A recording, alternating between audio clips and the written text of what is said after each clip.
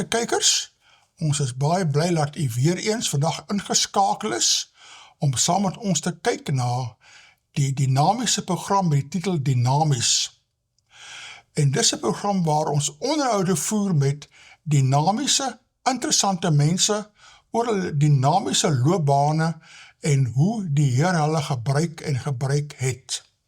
Ons saai uit hier op die stasie Home by Stefy vanuit die Kaap en ons is baie bly om vandag te verwelkom twee mense hierso. Eerstens verwelkom ons hierso vir Heinrich Viljoen. Baie welkom hierso. Baie dankie. En Heinrich se vrou. Baie welkom. Ons is bly jy is hierso. Cornies. Nou ja, jy weet, toe ek jonk was, het ek gesien daarso dat wanneer die ouer mense met die jonger mense praat, dan begin hulle deur te sê nou maar, vertel my wie is jou pa en ma, om nou te plaas waar hulle nou is daar. Nou ek gaan nou begin deur jou te vra, wie is jou pa en ma? So my pa en ma is Dani en Heila Viljoen, my ma is nooiens van Oberhauser, en die geskiedenis wat ek so min of meer weet, is ek weet my ma was hier op Helderberg College gewees, so sy het hier so 'n paar jaar onder gehad, voordat sy toe dan deur toe is, en my pa was meer daar in die, soos wat ek dit nou ken, die Gauteng wêreld gewees, en dis waar hulle twee mekaar toe ontmoet het. En ja, langs vir die kort, ek is daar in Pretoria gebore, maar ek het saam met hulle reg oor Suid-Afrika gereis met werk. Soos jou ma was Heila Oberhauser, en sy het hier in die Kaap studeer. Sy het hier in die Kaap studeer, ja. Ja, en sy het 'n handelskursus gevolg.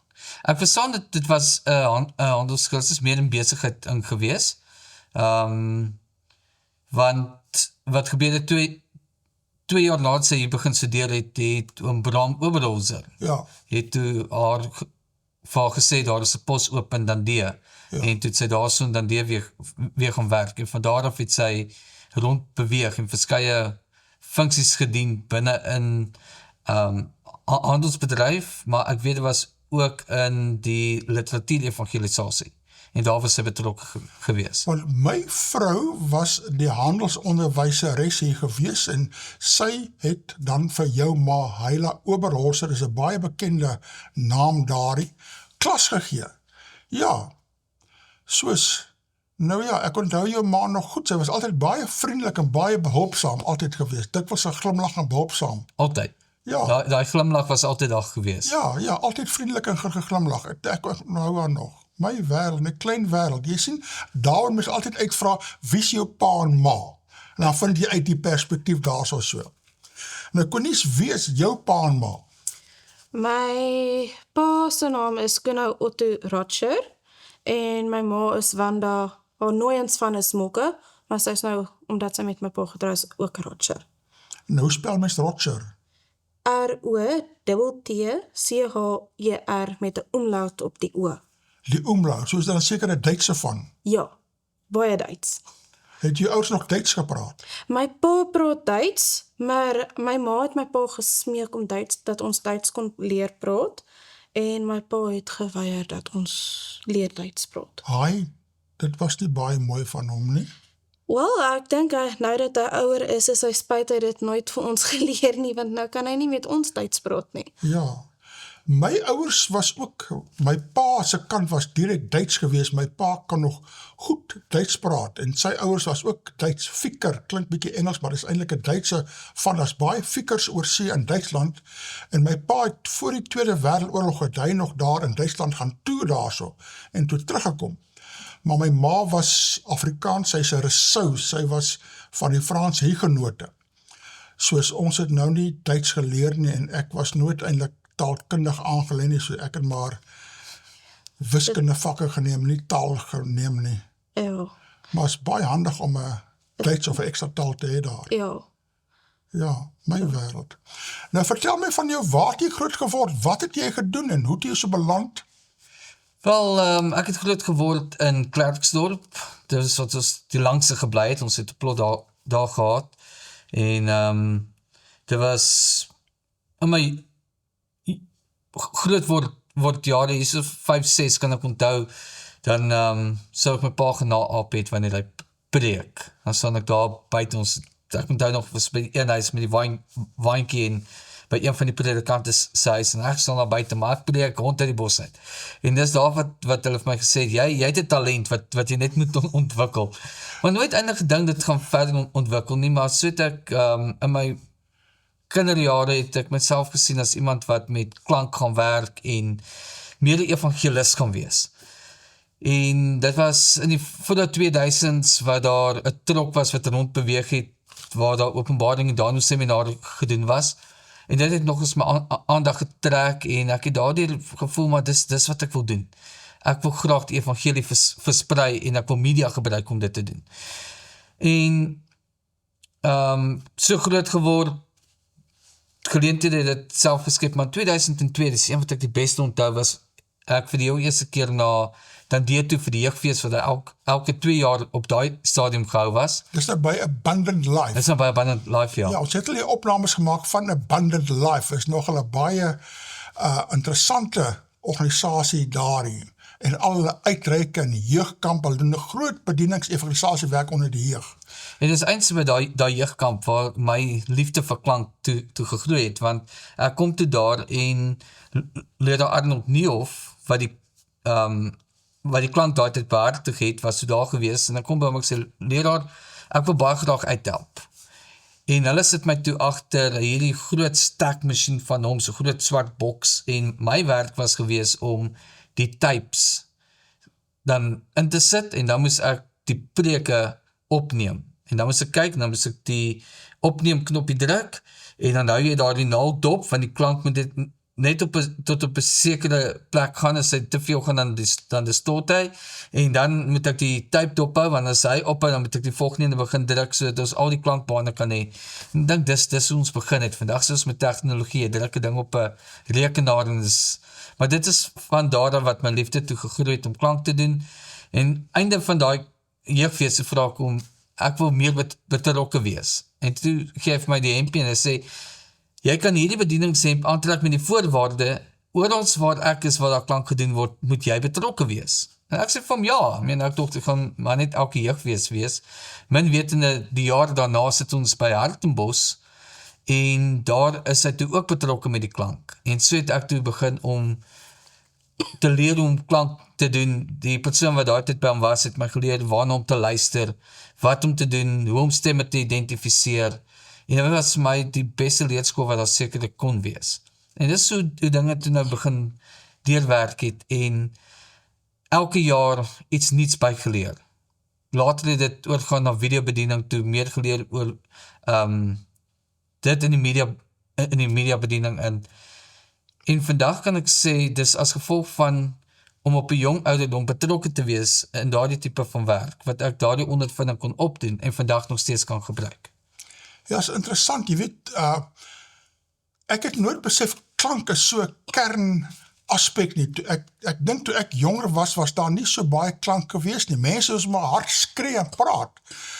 Maar deesdae, as jy nie goed kan hoor nie, dan beteken die hele aanbieding niks. En as jy nou in 'n saal, of 'n tent, of wat ook al is daar, en daar's nie goeie klank, ek sien altyd die mense wat jy nou die goedjies so stoot, en sit daar so, en feitlik elke kerk het deesdae ook 'n klankstelsel, dat die mense mooi kan hoor daarso, en dit maak 'n groot verskil, veral vir ouer mense wat nie mooi kan hoor nie, dit maak 'n hele verskil of jy die boodskap kan hoor of nie. Soos ja, ek het nou 'n hele nuwe waardering vir klankmense, en ek weet julle goed kos geweldig duur, en om julle te huur kos ook duur, en as jy nie al julle huur en 'n klomp geld betaal nie, dan val alles plat, want die mense kan nie hoor nie, dan help het nou nie, soos jy is nou ons is nou tussen die boom en die bas van, ons moet klankmense hê, ensovoorts, en wie kry jy en wat, soos dit is 'n baie groot bediening daarin wat jy doen. Dit is, maar is nie daar waar klank gebruik word nie, ons sit hier, en daar's klank hier ook nodig, en selfs dit wat hier in is wat help om daai klank deel te bring, want as jy na 'n video gaan sit en luister, en dit klink asof, jy sien die ou se gesig hier, maar die klank klink asof hy duur is, dan gaan jy later aan het afsit, want jy staan meer belang nie. En dis kom dit nodig is om seker te maak dat die klank reg is, want dis wat die persoon hoor, is hoe hy inneem, en hoe hy die boodskap ervaar wat deurkom. En ja, ek dink nou daaraan, vir die 2000s, het was stemme gewees, was ou borde gewees, maar selfs op Darwin, waar ek groot geword het, met kampvergaderings, het ek my altyd gesê, ek wil baie graag eendag daai auditorium se klank gaan doen. My wêreld. Want jy besef hoe belangrik dit is om daai klank deur te bring. Die persoon wat heel agter in die saal sit, gaan nie hoor wat die persoon hoor wat heel voor sit nie. Ja. En jy het iemand nodig om daardie klank deur te dra tot die persoon wat heel agter sit, dat hy self die boodskap kan hoor. Ja. En dit klink asof hy heel voor sit en luister. En dit is die belangrikheid van klank. En dis kom ons klankpersone nodig het en hulle selfs op te lei in die kerk.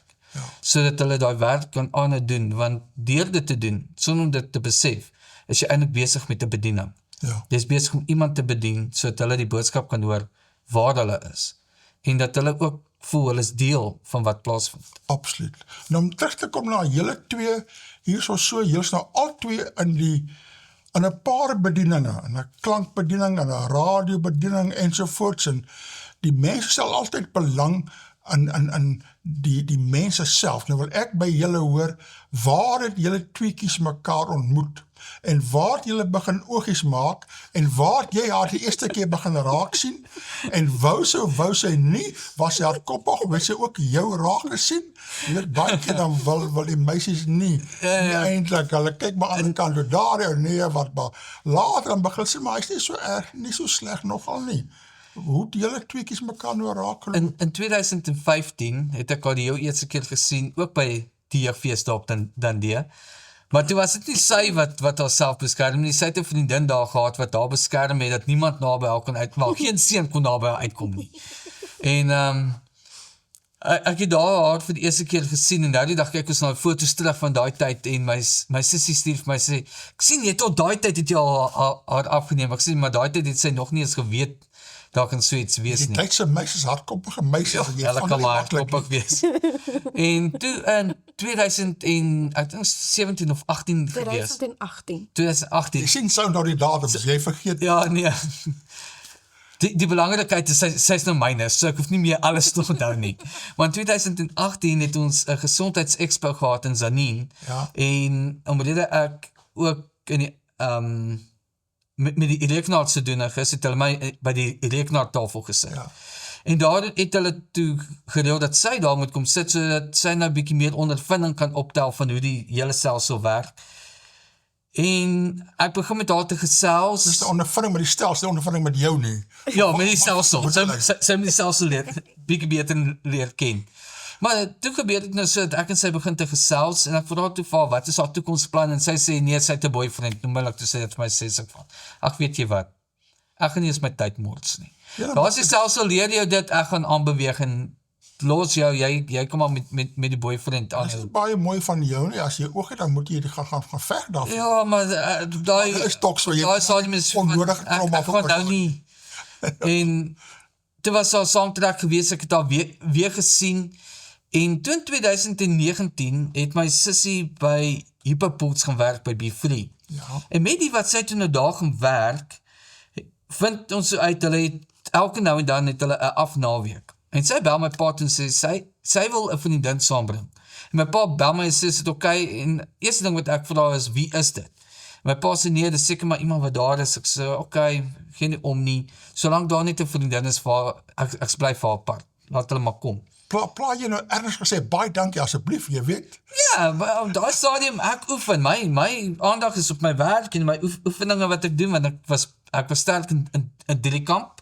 Ja. So, myne was gewees, ek kom by die huis trek my skoene aan na werk, en dan is ek na die gym toe, dan het ek of gaan swem, of gaan hardloop, of ek het bietjie gaan fietsry, Ja, so ek was meer daar gewees. Altyd, 'n mooi meisie is 'n 4de kamp, jy moet nie net by die 3 kamp hou, jy moet met jy uitbly. Wel, die 4de kamp het daai naweek gebeur, want ek kom daar aan, en ons het vir my sussie gevra, asseblief, hulle moet my bel wanneer hulle daar aankom, want die hek moet oopgemaak word met 'n remote. Ja.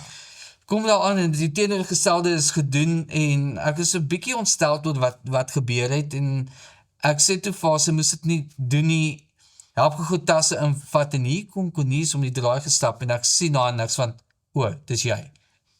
Dis die meisie wat klaar 'n boyfriend. Dis die meisie wat klaar die boyfriend het, soos, dis jy. En jy sê sommer so dadelik nee. Vat toe hulle goed in die huis en trek my oefeningklere aan, daar's ek uit. En soos die naweek nou verby gaan, kom my sussie na my toe, sy sê vir my, Heinrich, ek moet net vir jou sê, die boyfriend is nie meer daar nie. Het jy daar doelbewus gaan sê? Ek is glad nie bewus van enige iets wat sy sussie gedoen het nie. Maar Wat ek weet, is die storie wat agterna kom.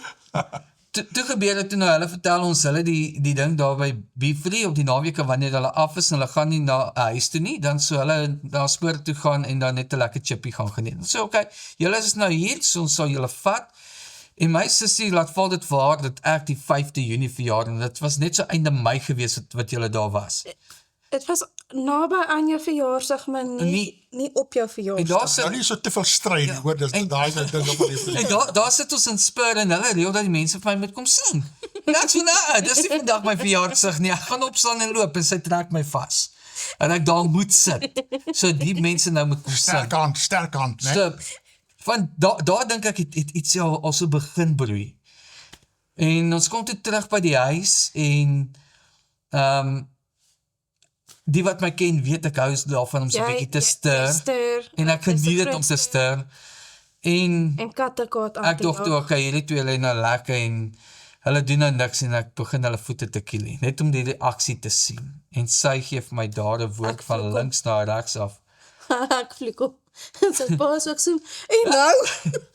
En daar het iets daar begin en voor daai naweek verby was, het ek toe besef, maar hier's iets wat kan werk. En ek reël toe, ek gaan deur na hulle toe by Be Jy Free. het my nou 'n baie goeie tip gegee. Ek is nou 'n bietjie oud al, maar as ek nou jong was, sou ek onthou dat ek moet op meisie se voete gaan vryf en dit kan 'n deurbraak veroorsaak. Of wie weet, as jong manne wat luister, doen dit net reg, moet nie gaan Hou bly by die voete. ja, bly by die voete.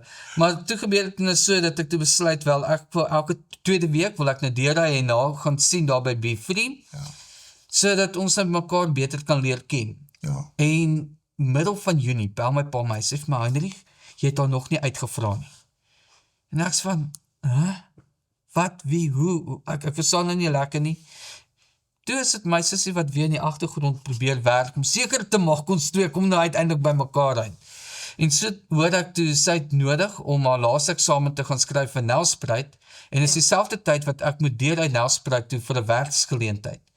En ek bel toe, ek sê, luister, jy is meer as welkom om saam met my deur te ry, dan hoef jy nie bekommerd te wees oor, ja, jy weet wat ek gaan doen, om daar te wees nie, en met die gaan tel ek haar op, en my sussie bel, Trek op hom.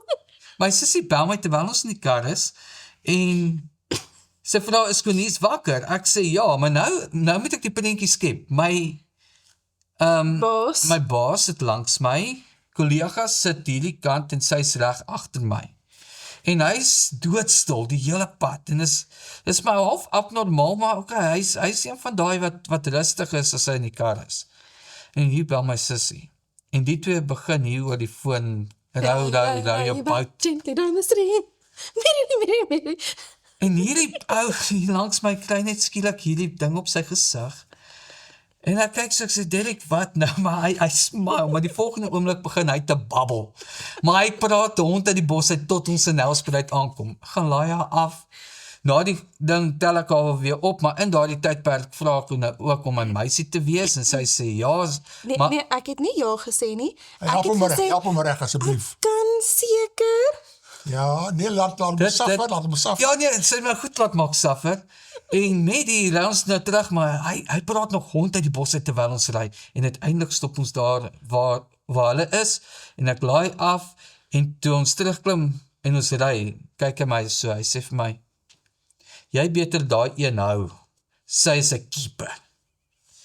En ek sê vir hom, wel, dit is die plan. En ja, dis ons daardie jaar Desember, het ons na ma toe gery in Jeffries, en ek het met haar ma gaan gesels en seker gemaak, sy is okay daarmee dat ek haar dogter nou as my Jy het eers die ma gaan opcheck, die familie is gaan opcheck daarso. Nie heeltemal nie, ek was klaar geweet dit gaan gebeur, ons het seker gemaak, hulle weet wat gaan gebeur. Maar mens trou in 'n familie in, soos jy moet Ja. gaan goeie vriende maak met die familie. met wie jy. Ja. En ja, toe gebeur het en so, terwyl ons daar is, ons het verloof geword, dit was die plan, en ek praat toe met hom ma, en ek sê vir haar wat die plan is, op pad, as ons nou terug gaan Sanien toe, en sy raai ons toe aan, en sê, ag, weet jy wat, nee, en sy kyk my so reg uit in die oor, sy sê, jy gaan met haar trou, ek sê, natuurlijk gaan ek met haar trou, ek sou nie 'n ring op haar vinger gesit het, as dit nou nie my plan was nie, en sy sê vir my, dit wat ons wil doen, selfs eerder voor, gaan trou in die hof, kry dit oor en verby, julle het die papiere, dat daar nie stories is wat rond hardloop nie, en dan kies julle net 'n datum en nou die seremonie. Ok, dis dalk 'n baie goeie idee, kom ons doen dit, min wetende. Sou ons die uitstel gevat het en sê het ons wag, en die datums wat ons gekies het, val toe in lockdown in. My wêreld. Ja. So, Die hele huwelik was amper gelock-out geweest. ja, so dis ons daar getrouwd 31ste van Desember, en nog nie weer teruggekyk nie. My wêreld. En dis toe die Here haar toe op my pad bring, maar alles wat gebeur het, manier hoe sy ondersteun het, selfs in my normale werk, Ja. was het gewees asof die Here net vir my iemand daar gesit het, wat my kan help met wat ek deurmaak, en later ook sy deel gemaak het. Ja, nee, die bietjie wat ek van julle weet, lyk my julle is 'n baie goeie span, julle werk baie mooi saam. Wat het jou beïndruk van hom aan die begin daarso so? Wel, die feit dat hy kort was vir sy sussie, maar hy het nie sy stem gelig nie, hy het hard gepraat, maar nie, Mooi gepraat. hy het nie gegil en geskree, soos wat Ja. party mense, as hulle kwaad is, Ja, doen nie. dis 'n belangrike ding daarin. En later, terwyl ons besig was om uit te gaan, het ek vir hom 'n preek gespeel deur Henry Wright, waar hy praat oor die rol van 'n man. En 'n gedeelte van die preek het hy gesê dat 'n man moet kan sê, daar's nog kort aan sy karakter. Hy moet kan nog aan sy karakter werk. 'n vrou skaaf 'n man. Ek is kyk hoe's ek's baie geskaafel, reg geskaafel, né? Ja. En omdat ek dit vir hom gespeel het, het hy ook gesê, maar dis reg, 'n man se karakter moet Ja, nog steeds aanhou groei, ja. maak nie saak hoe oud hy is nie. En toe hy dit sê, het is een, miskien nee, miskien is jy die regte ou vir my. Pragtig, wonderlik. Al wat ek het nou jou hierdie naweek die eerste keer ontmoet, en al wat ek van jou geweet het, is jy was betrokke by klank, en jy het ook 'n belangstelling gehad aan die tabernakel, dus die Bybelse tabernakel daarso, en ons het jou een keer amper probeer kry om te kom 'n lesing aanbied oor die tabernakel, maar dit het toe nooit uitgewerk nie. Nou vertel my 'n bietjie van jou belangstelling in die tabernakel en die Bybelse heiligdom daar. Soos wat ek vroeër genoem het, dit was daai trok wat deurbeweeg het deur Klerksdorp, met die oom wat toen ook gepraat het oor Daniel en Openbaring. Wat oom was dit? Louis Jordan. Louis Jordan, Ja. ek het hom ontmoet, ja, ek onthou sy trok, hy het baie uniek, né? Hy het nie 'n saal, of hy het nie 'n tent gehad, hy was Ja. nou modern geweest, toe ek groot was 'n tente geweest, hy het sommer 'n trok daar en die trok so, En hy was ingerig, hy maak oop, dit is 'n massiewe groot saal wat jy het, in die trok omgewing, daarmee het hy van plek tot plek beweeg, maar hy was in Klerksdorp gewees. hy was ook 'n evangelis eerder as 'n predikant, Yes. né? Nou, hy het my, dis waar my liefde begin bou het, dus ek het sien wat hy doen, en ek sê, ek wil graag Ja. daardie tipe van werk doen. Maar met die het hy dan in Openbaring aangebied, en ek het 'n paar reeks daarna ook deur gewerk, en daar was baie vrae gewees oor die boek Openbaring self. En in 2010 het Freddy Kuif ons genader en gevra ons moet 'n hele videoreeks doen van sy reeks oor die heiligdomstelsel. En toe het hy gekom met al die ornamente, dit kom uitstal, sy lesings gedoen, maar soos wat hy het gedoen het hy gedeeltes uit Openbaring en Daniel aangehaal, en ek het die liggie sien opkom vir myself, ek het baie gewonder oor daardie gedeelte, en skielik maak het nou sin, wanneer jy die heiligdom saam met dit bestudeer. En dis so ek agterkom, die Bybelse taal is eintlik heiligdomtaal, want dis so God homself aan die volk om openbaar het, dis so hy vir hulle wat maak verduidelik het, waaroor die verlossingsplan gaan. En soos wat ek toen deur dit werk van 2010 af, het dit meer en meer vir my begin sin maak. En hoe meer ek studeer, hoe meer verstaan ek 'n groter deel van hoe die Bybel bymekaar gekom het. Een van die gedeeltes is Jesaja 6. Want ek het Jesaja 6 gelees en het praat van die altaar en die kool wat afgeneem was, en ek het altyd gedink, is die brandofferaltaar. Maar met die studies wat ons toe nou doen en soos deurwerk, kom ek agter, maar hy het in die hemelse tabernakel ingegaan. En Openbaring verduidelik dit toe nou, en ek sê die twee by mekaar, en ek sê van nee. En Hebreërs ook, dis baie Ja, duidelik. Hebreërs God se is rol baie duidelik in in die dit. heiligdom, ja. Nou in die hemel op die oomblik. Maar spesifiek het dit gaan oor die wierookaltaar. Want toe besef ek, maar die kool was geneem van die, was elke dag geneem van die brandofferaltaar af, en dan gaan sit op die wierookaltaar, wat die uitbeelding gedoen het van die kool wat gesit is in die wierook wat opgegaan het. En ek kyk so deur die gedeelte en toe besef ek, maar wat eintlik hier gebeur is Jesaja sien wat in die hemel aangaan en hoe verlossingsplan werk. En die kool wat geneem word, kom van die wierookaltaar af en word op sy lippe gesit. En later het ek toe gelees dat die wierookaltaar stel Jesus se geregtigheid voor. En toe maak het sin, dit is Jesus se geregtigheid wat op Jesaja geplaas is, maar Jesaja het eers gekom, en hy sien dit alles, hy sê, wee my, ek is 'n sondige man. Nou hoekom sal hy dit gesê? Want hy het besef waaroor die verlossingsplan gaan. Ja. Hy het besef wie hy in die prentjie is, Here, ek kan nie eintlik hier wees nie. En so kom dit, en daai kool word geneem, en dit sê, en die engel raak sy lippe aan, en toe kom die stem, wie sal vir ons gaan? En nou is hy gereed om te gaan. En dit was vir my so mooi uitbeelding om dit raak te sien, maar om dit te sien in die heiligdomstelsel en dit te verstaan, help het om 'n beter beeld te skep. So, ek het die voorreg gehad om vanaf 2013 af die uitstallings te doen en dan ook die seminare aan te bied. En die eerste kerk waar ek dit gedoen het ons nou onlangs met ons Kaap-toer, het ek weer by die Parel Wesgemeente, het ek die preek daar gegee, maar dit was van waar af alles te begin het. Dit was die eerste kerk waar ek die uitstalling gedoen het. My werk. En die seminare. So dit was vir my lekker geweest om weer terug te kan kom en dit te kan onthou. Ja. Maar daar's soveel dinge wat deur die heiligdomstelsel makliker geword het om te verstaan. Soos, hoekom praat Openbaring van 7 pla, maar daar was 10 pla gewees in Egipte. In die heiligdomstelsel verduidelik ek dan hoe dit by mekaar kom. Daar is iets wat ons later oor kan gesels. Maar as ek nou vir iemand so lank raad kan gee, as jy meer wil weet, as jy die Bybel beter wil verstaan, gaan bestudeer die heiligdomstelsel in die boek van Exodus. Kyk hoe dit alles by mekaar kom. Gaan lees die boek van die Hebreërs. En voeg dit by mekaar. Dan gaan jy na die boek van Daniël en Openbaring toe. En dan sien jy hoe Daniël en Openbaring eintlik daardie beeld is van wat daar geskep is. En dan verstaan jy hoe alles by mekaar kom.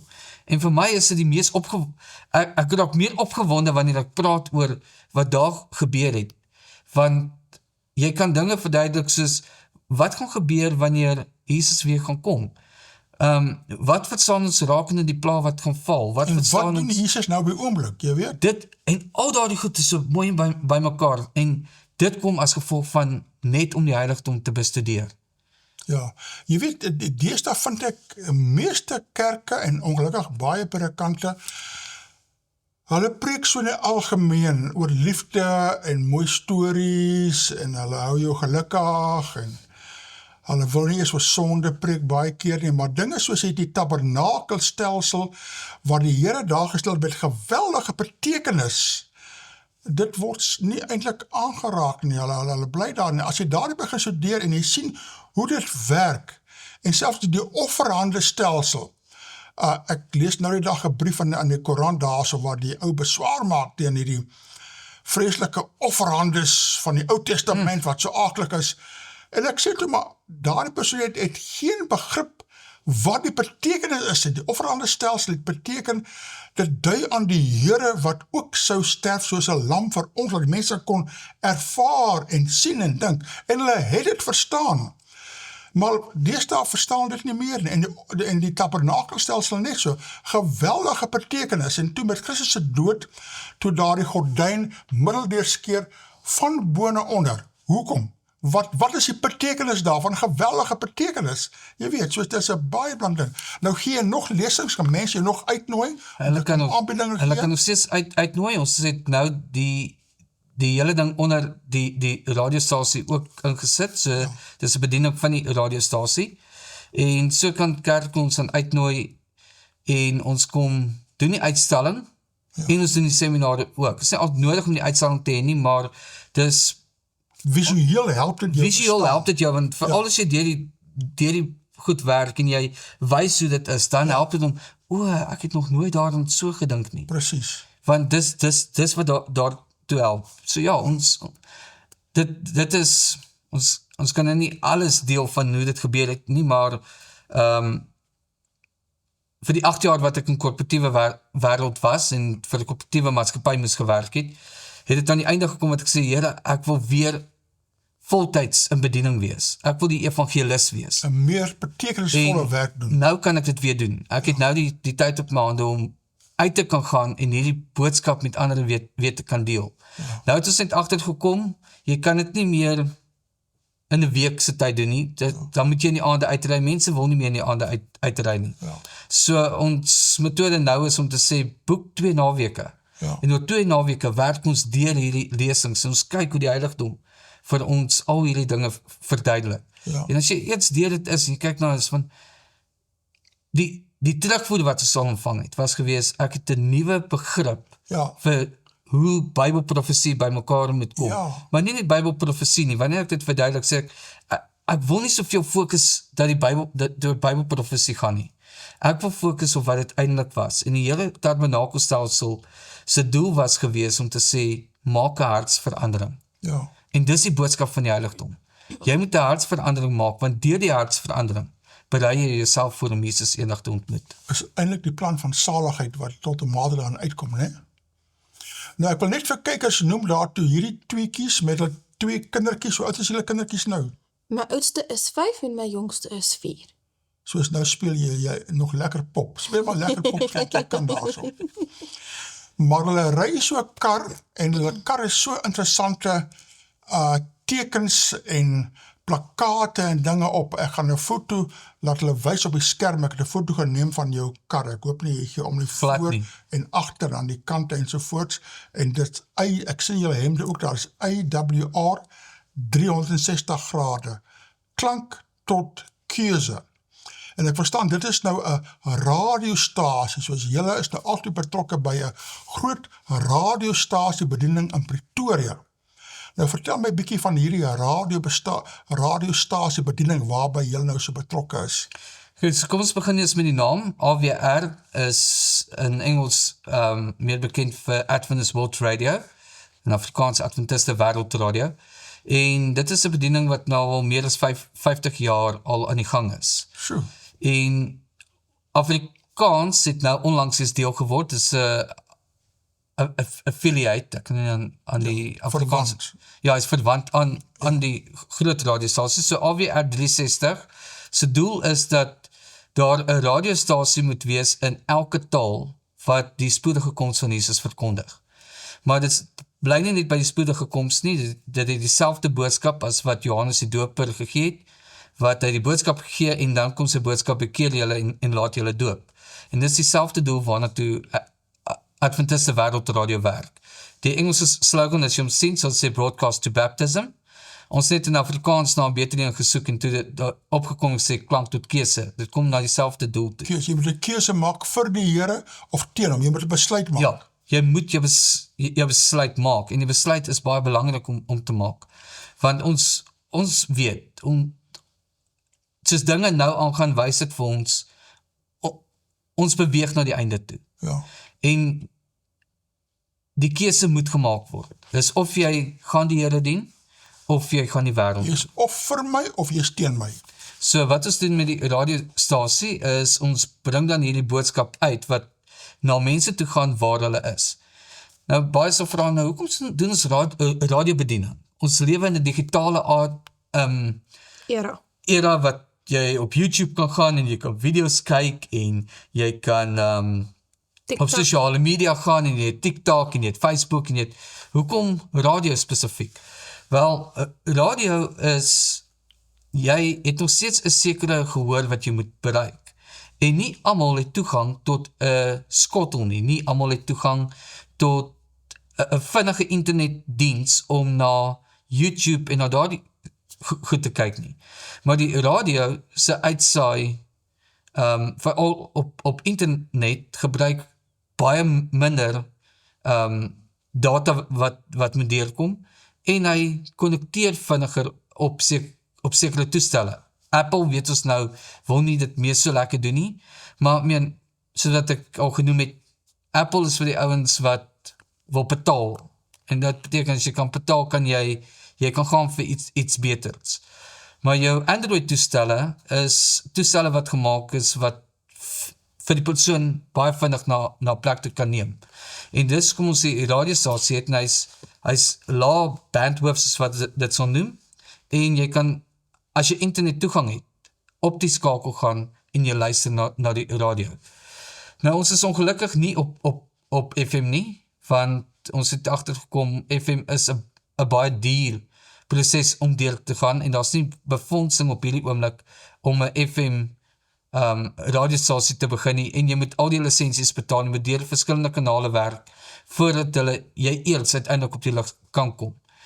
Waar internetradio 'n bietjie anders te werk. Jy het nie nodig om al daai lisensies te gaan betaal nie. Jy het 'n lisensie nodig net om jou musiek uit te speel, en jy klassifiseer hom as 'n internetradio. En dit wil dan sê, die persoon wat dan sit in die uitgebreide gebiede en baie lae internet ontvangs het op 'n Android toestel, kan na die radiostasie luister. Hy gaan in en hy gaan dalk nie meer as 5 tot 10 minute kan luister. Wat moet hy intik? Waar moet hy intik? Op sy selfoon of wat? Ja, op sy selfoon. Op sy selfoon gaan hy net in 'n gewone internet browser in, en hy tik in awrafrikaans.org. AWR Afrikaans, een woord, .org. Ja. Dan gaan hy na die webtuiste toe gaan. So maak het oop. Hy maak oop, en as jy hom oopmaak, dan gaan jy kyk, op die boonste menu gaan daar staan radio. Ja. Jy druk op radio, en daar luister jy. Daar begin hy speel. Jy druk nie die play-knopie. Ongelukkig, die internet ouens het so gemaak dat jy nie meer die klankbaan onmiddellik net outomaties kan laat maak speel nie. Die persoon wat ingaan daarna toe moet die play-knoppie druk. Maar die oomblik wat hy die play-knoppie druk, het hy toegang om na die radio te luister. En hierdie is 'n radiostasie wat 24 uur uitsaai. Ja, ons saai nou nie programme die hele 24 uur uit nie. En die aande is dit musiek wat speel, maar deur die dag van 6 uur die oggend tot omtrent so 8:30 die aand, is daar programme wat heel dag deel speel op die radiostasie. My wêreld, en hoe en waar kry jy al die programme? Dit was 'n geweldige werk. Dit is die grootste uitdaging wat ons het, want Afrikaanse programme is nie volop nie, en daarvoor praat ons met verskeie bediening, waarvan ons ook met Homebase gesels het, en vir Homebase gevra het as hulle van hulle programme beskikbaar kan stel, en die daai programme sal ons ook wat ek hier so maak, gossies en koerante, saai hulle ook gereeld daarop uit. Ja. En party van hierdie dinamiese opnames, soos wat ons nou met julle maak, saai hulle ook daarop. Ons saai dit ook uit. Dis is baie interessant. Die rede is, dit is stories wat vertel word. Ja. En soos wat, daar begin ons leer om te sê, mense hou van verhale, dit is kom ons te doen. Jy wil luister na die persoon se verhaal, jy wil hoor waar hy deur gegaan, jy wil hoor wat is sy ervaring. En wat ons baie keer nie altyd besef nie, is dit is jou getuienis wat iemand anders kan help om 'n keuse te maak. Dis nie die goeie preek wat gegee word agter die preekstoel nie. Dit is nie 'n goeie Bybelstudie wat altyd lei daartoe om te sê, maar weet jy wat, ek wil dalk 'n verskil maak nie. En ek het weer agtergekom toe ek vir Patrick gaan ontmoet het nou onlangs.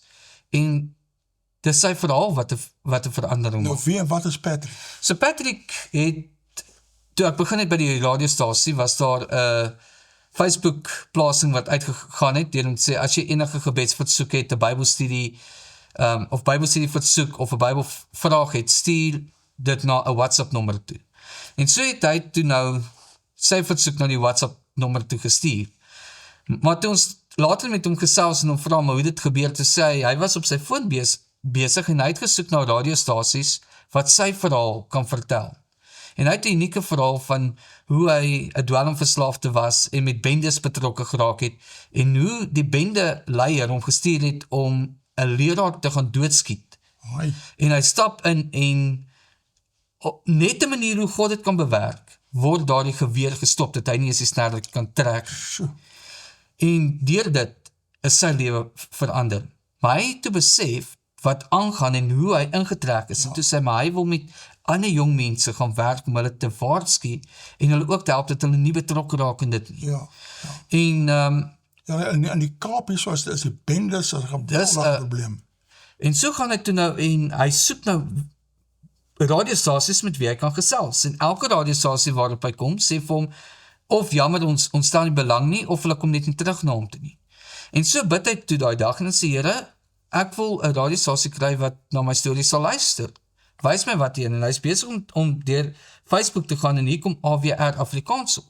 En hy kyk so, hy is van, okay, ek wil meer weet, maak oop, kyk na die beskrywing, en hy sien wie dit is, en sê, nee, met hierdie mense wil ek niks te doen hê nie. En hy gaan weer op, en hier kom die bladsy weer op, en hy is van, nee, ek wil nie met die mense te doen hê nie, scroll aan. Hy sê, nadat hy gedink, sy vinger is nat, want hy kan net nie wegkom nie.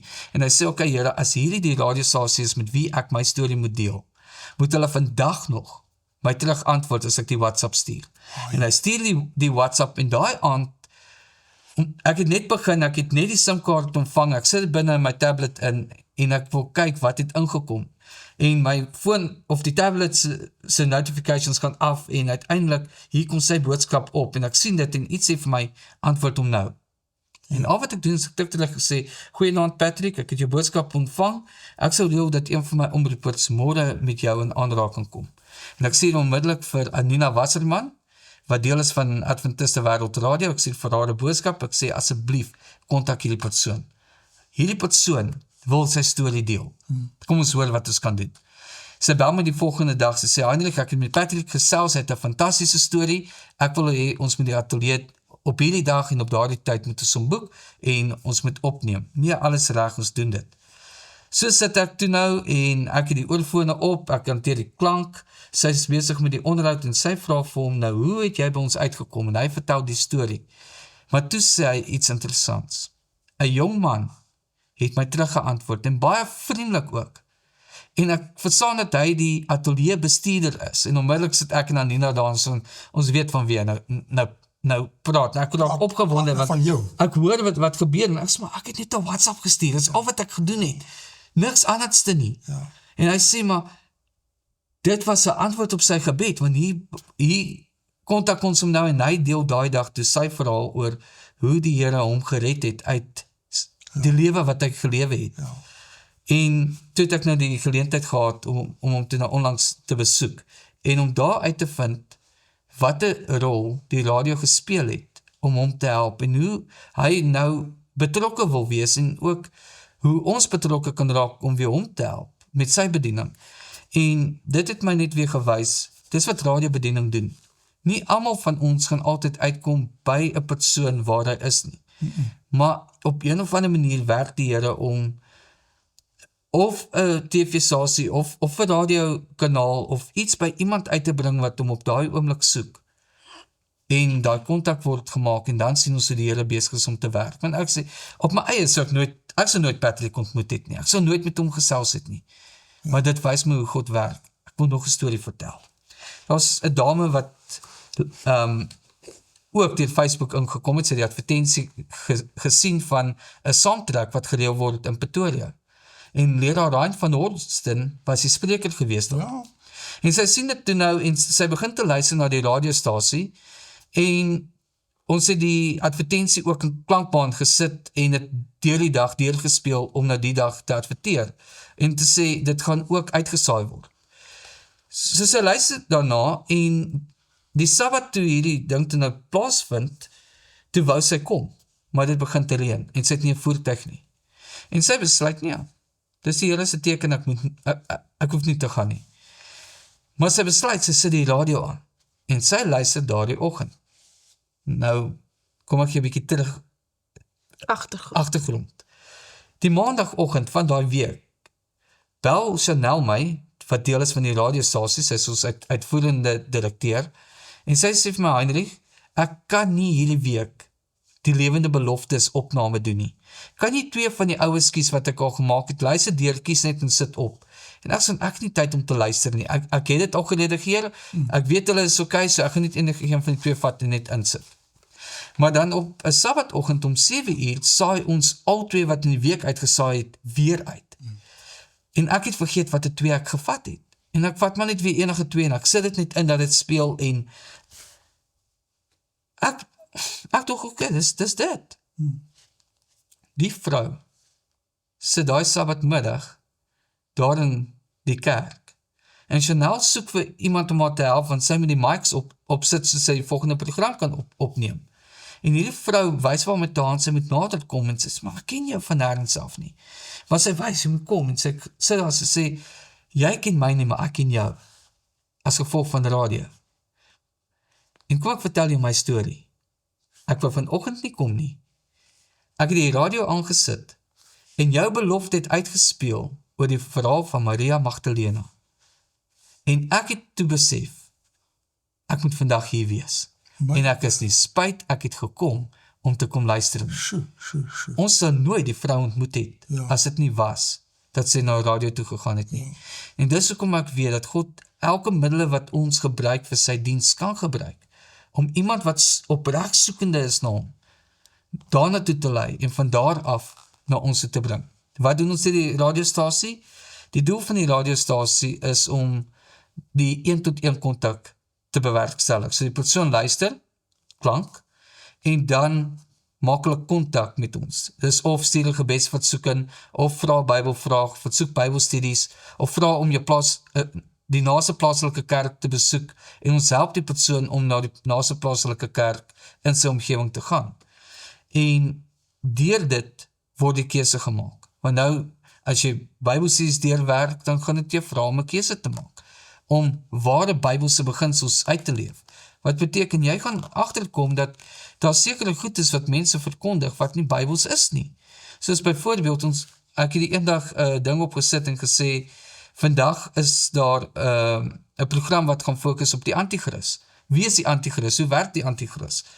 En die persoon kontak ons terug, nadat hy geluister het en sê, ek het het nog nooit so verstaan nie. Ek was nog altyd onder die indruk, die Antichrist is iemand wat voor Jesus se tyd gekom het, en die ander het gesê, dit kom later eers in, maar die manier hoe julle dit verduidelik het, maak sin. Ek wil meer weet, en so het ons hom toe nou gekry, het hy begin met Bybelstudies en met iemand saamwerk, om Bybelwaarhede te ontdek, soos wat dit in die Bybel uitgebeeld word, nie soos wat teologe daar sit en groot boeke skryf, en dis nie eintlik Bybels korrek nie. En dis waarna toe ons dan lei, is die radiostasie bring jou om Jesus beter te leer ken. En dis kom ek daarvan hou, selfs wanneer ek die heiligdom doen. Dit gaan oor 'n verhouding met Jesus self. Saulus het dit ontdek toe hy op pad was, later word hy Paulus. Dit het nie gekom as gevolg van iemand wat vir hom al die groot profeseë kom gee nie. Hy het Jesus ontmoet. En deur om Jesus te ontmoet, glo ek, maak iemand dan hulle keuse vir hom. En dis die stories wat ons al gehoor het, vertel ons, dit is wat gebeur. En dis kom ek so opgewonde is om deel te wees van hierdie bediening wat ons deur radio mense kan bereik waar hulle is. En die radio is 'n baie belangrike medium. Voorheen was hy baie meer op die voorgrond, maar hy bly nog steeds 'n nuusmark wat baie mense na luister, jy weet. En lyk my meer en meer begin luister na radio op die internet. Dis nou ook 'n bietjie 'n nuwe ding in. En jy het myself vertel, baie mense vat hulle selfoon en terwyl hulle aan die kar luister, en jy sê dit neem baie minder data, neem nie so baie data, video's, al daai tipe dinge nie. Want dit is 'n lae frekwensie, ons saai uit op 128 megabytes, so vir iemand wat nou tegnies ingesteld is, of baie vinnig weet, dit is baie laag. So beteken, jy gaan omtrent, ek nou die dag het seker nie 2 of 3 megabyte gebruik vir 'n halfuur program nie, waar as jy nou 'n YouTube video gaan uitspeel, gaan hy ten minste 20 tot 30 megabytes gebruik, op 'n halfuur program. Ja. So is baie minder, Ja. maar jy kry meer vir dit. Nou, Dolf Smit, wat ons direkteur is, het vir my vertel, hy die 1 jaar kon hy dit nie betyds maak om kampvergadering by te woon nie. En omrede ons het uitgesaai het oor internet radio, kon hy onmiddellik inskakel en hy kon daarna luister vanaf hy begin ry het, tot hy uiteindelik by die kampus aangekom het. En ons het nou hierdie jaar die voorreg gehad, en Cornelis was daarmee betrokke, sy het vir ons die videoafdeling gedoen, so dat ons die video op YouTube kan sit, maar hoofsaaklik was dit weer radio-uitsending. En gewoonlik kan ons net 1 kampvergadering bywoon. Maar ons besluit, hierdie jaar wil ons dit omswaai, een van ons spanne gaan by Sedawen wees, en ek en sy, die tweede span, gaan hier by Hartenbos wees, en toe kon ons al 2 kampvergaderings uitsaai. Nou, nie alles was altyd lewendig uitsendings nie. Ons het gesê, Hartenbos gaan hierdie jaar bietjie meer geniet as wat Sedawen gewoonlik geniet, maar al 2 is uitgesaai, en deur die hele naweek kon jy geluister het na al die aanbiedings by beide Sedawen en Hartenbos. En ons het gesien dat ons luistergetal het geklim met die 2 uitsendings wat gedoen was. En so kon jy aanbiedings geluister het. Ek het een dame gekry wat teruggestuur het en gesê het, sy het soveel meer insig gekry met die een aanbieding wat gedoen was oor God en die natuur en hoe dit vir ons vertel van die eindtyd. En dit is net om na die natuur te kyk. So, dit wys ons dat deur middel van radio kon ons vir mense die boodskap bring. En nie almal van hulle kan onmiddellik op YouTube kom as gevolg van internet se gebruik nie, maar hulle kon deur internet radio luister. En ons het potgooi ook. So as jy nou geluister het en jou foon het skielik afgegaan en jy het 'n paar minute gemis of so, dan gaan jy terug potgooi toe en al die preke is daar te vind. En al ons programme wat uniek is aan Adventiste Wêreldradio Afrikaans, sit ons dan daarop. So, ons het verskeie programme wat nou al opgeneem is, verhale wat vertel is, seminarreekse wat gedoen is, wat daar gevind kan word, waarin jy kan gaan luister. Jy kan dit deel met jou vriende, deur die deelknopie te druk, en jy kan dit op Facebook of op WhatsApp of so uitstuur. Jy net so aanstuur, so jy kan ook, soos die ander goeders net dit so forward. Ja, jy forward hom net, en jy hoef hom nie eens af te laai nie, maar jy kan hom ook aflaai, en dan kan jy hom met WhatsApp weer aanstuur, want daar het ons gewerk om ook die data so laag as moontlik te hou, maar die kwaliteit so bes as moontlik, sodat jy kan aflaai, nog steeds die boodskap kan hoor, maar dit ook kan aanstuur na iemand toe en sê, hier is iets wat ek nou geluister het, en wauw, dit het my 'n nuwe betekenis gegee, of dit vir my iets beteken, ek wil jy moet daarna luister. En dis kom potgooi so goed werk, want jy kan terug gaan en gaan luister, dis kom YouTube daar is, en die programme is maklik om te vind, en dis waar toe mense gewoonlik terug gaan haal dit daar af, en jy kan weer daarna kyk, en jy kan dit deel, en dis altyd beskikbaar.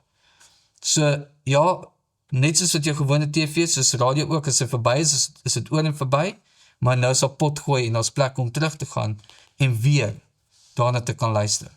Ja, jy het my nou vanoggend iets geleer, jy weet, ek is baie lief vir radio, as ek ry, wil ek altyd radio luister, my vrou wil nie altyd, en moet sy wil stilte hê, maar ek wil altyd geraas en luister, en baie keer is interessant, maar partykeer is op Afrikaans radio, niks interessants nie, of dan gaan ek na Engels, nee, wat daar's nou net, niks is net politiek, dis partykeer interessant, maar dit word ook 'n bietjie eentonig, en nou, waar gaan jy nou? So ek gaan nou ook baie meer op my selfoon, na hele radiostasie luister, veral dat jy sê, jy neem so min data, ek het nie geweet dat is so min data nie, ek gaan nou ook, as ek ry, inplug in jylle AWR 360 radiostasie aan luister, en veral met die potgooi, al die vorige dinge, hou jylle ons godsdienst en koerante program ook daar op potgooi?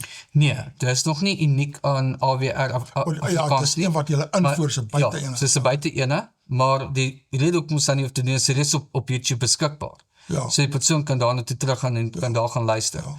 So, buite bedieninge wat ons inkry, wat sit ons nie noodwendig op potgooi nie. Ja. Wat ek kan noem is, ons potgooi spasies op hierdie oomblik beperk. So ons kan net 'n sekere aantal goed opsit. Ons is nou besig om met maatskappy te gesels, om te sien wat hulle kan doen om ons te help, om die spasie te vergroot. Want as ons die spasie kan vergroot, kan ons begin om met ander bedieninge te gesels en sê, okay, julle het daardie wat ons uitsaai, kan ons dit daarop sit, en ons weet ons het spasie om dit te doen. Op hierdie oomblik is dit nog net nie moontlik om soveel op te sit nie. Ons weet, ons het nou die dag iemand gekry wat sê, ek wil teruggaan na 2 of 3 maande terug so goed toe, maar ons kan dit ongelukkig nie op pot gooi hou nie. Daarvoor moet jy maar ons WhatsApp nommer dan net stuur. Dus hoe lang hou julle goed op pot gooi? So, omtrent 2 maande se uitsendings. Ja, party van die ouer goed is baie interessant. Ek kry gereeld op WhatsApp, kry ek julle kennisgewings, dan staan daar wat julle gaan uitsaai, jy weet. Nou, dan kan ek nie luister nie, maar dit lyk altyd baie interessant daarso. Soos, ek gaan nou 'n bietjie meer kyk na julle pot gooi en dan nou kyk daarso, ek het 2 maande kans daarso, en partykeer is 2 maande nog te gou, want baie keer scroll mens af en jy kyk al die interessante dinge. Maar jy begin baie interessante onderwerpe daarso kry. Ek weet hierdie Nicolien van Malter, wat so praat oor evolutieleer en skepingsleer. Ek sien sy het 'n hele paar besprekings daar, en oor gesondheid het hulle daar, en oor profesie, en nogal baie wye onderwerpe wat hulle daar het. Dit is nogal regtig iets besonders, soos ek wil vir kykers sê, kykers moet hiervan gebruik maak, kyk bietjie, soos jy tik dit in AWR 360, Nee, AWR Afrikaans. AWR Afrikaans, okay. Ja. AWR Afrikaans, luister nou mooi, AWR Afrikaans, .org. Okay, Homebase is ook, Homebase is homebasetv.org. Dan kan jy hom ook kry op die internet, soos julle is awrafrikaans.org. Ek gaan daardie in nou, soos al 2 Homebase en AWR is .org aan die einde daar so. Dis nou baie interessant. Nee, ek dink julle doen 'n geweldige belangrike bediening. Ons nog so 3-4 minute oor, is dan nog iets wat Ek dink iets wat is wil sê. Wat is vir die luisteraars wil sê is, die radio is nie net daar net om na boodskappe te luister nie. Die radio se doel is daar om ook met mense te kan kommunikeer. En een van die goed wat ons het is, ons het 'n gebedsspan wat gereed is om gebedsversoeke te ontvang. Daar is digitale evangeliste wat gereed is om Bybelvrae te ontvang. So as jy luister en jy het 'n Bybelvraag, al luister jy hier op Homebase TV en jy hoor daar's iets wat gesê word en jy het 'n Bybelvraag daaroor, dan gaan na AWR Afrikaans toe en op die tuisbladsy, as jy hom gaan oopmaak en jy sien daar's 3 opsies. Stuur 'n gebedsversoek, vra 'n Bybelvraag of versoek Bybelstudies. En dan kan jy daar jou vrae instuur en die span is gereed om dit te ontvang en dan weer saam met jou deur te werk. Want selfs ek, iemand sê nou die dag vir my, ek is 'n boffin in die heiligdom studies. Ek nee. Ek het nog baie om te leer en ek hou daarvan om te luister na wat ander predikante daaroor te sê het, ander teoloë daaroor te sê het, en so leer ek daaruit. Maar maak gebruik daarvan. En as jy nie op die webtuiste kan gaan nie, kan jy die WhatsApp nommer gebruik. 060-248-1172. Dis al daar staan 060 060 ja 248 248 1172. 72. En daar kan jy jou versoeke instuur en dit kan deurkom en ons werk daarmee. Onthou ons is gekonnekteer ook aan Homebase TV, so as daar iets kan deurkom en ons weet dit kom van daar af, dan kan ons weer terugkom na julle toe en ek sê ons het iemand gekry wat deurgekom het, hulle het ons 'n vraag gevra, kan julle ons help om dit te verduidelik?